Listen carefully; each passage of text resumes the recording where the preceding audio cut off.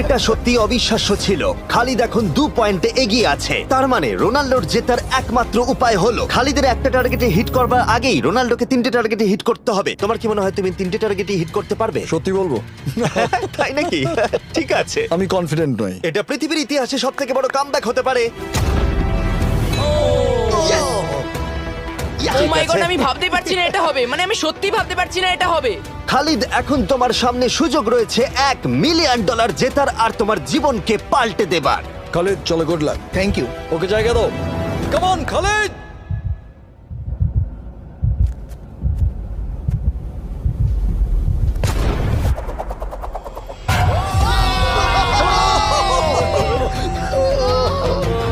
আমি তোমার জন্য গর্বিত এই যে, বন্ধু। এই নাও $1 মিলিয়ন।